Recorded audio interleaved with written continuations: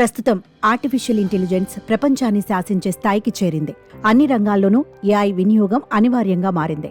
ముఖ్యంగా ఏఐ చాట్బాట్లు అందుబాటులోకి రావడంతో సమాచార విప్లవం సరికొత్త పుంతలు తొక్కుతోంది. ఏ సమాచారం కావాలన్నా క్షణాల్లో కళ్ల ముందర ప్రత్యక్షమవుతోంది. దీంతో చాలా మంది తమ పనిని సులభతరం చేసుకునేందుకు ఏఐని ఉపయోగిస్తున్నారు. ఈ క్రమంలోనే గూగుల్ ఏఐని ఉపయోగించిన ఓ 29 విద్యార్థికి చేదు అనుభవం ఎదురైంది. ఏఐ చాట్బాట్ను ఓ ప్రశ్నకు సమాధానం అడిగితే తనను తిట్టడమే కాకుండా చనిపోవాలని చెప్పినట్లు ఆ విద్యార్థి ఫిర్యాదు చేశాడు. హోంవర్క్ కోసం ఏఐ చాట్బాట్ జెమినీని ఆ విద్యార్థి సంప్రదించాడు. అయితే తాను అడిగిన ప్రశ్నకు ఏఐ చెప్పిన సమాధానం విని ఆ విద్యార్థి ఒక్కసారిగా షాక్కి గురయ్యాడు. తనను చాట్బాట్ దుర్భాషలాడటమే కాకుండా చనిపోవాలని చెప్పిందని ఆ విద్యార్థి వెల్లడించాడు.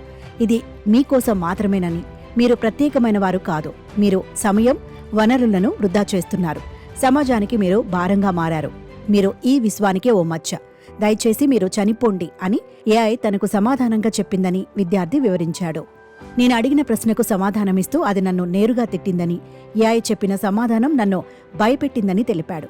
ఆ సమాధానం విని రోజంతా బాధపడ్డానని ఆ సంఘటనను గుర్తు చేసుకుంటూ విద్యార్థి వాపోయాడు. ఇలాంటి వాటికి టెక్ కంపెనీలే బాధ్యత వహించాలని డిమాండ్ చేశాడు. దీనిపై ఆ విద్యార్థి సోదరి కూడా స్పందించారు.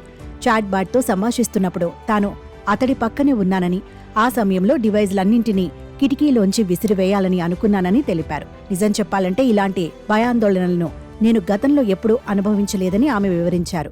ఇక ఈ ఘటనపై ఆ టెక్ కంపెనీ స్పందించింది.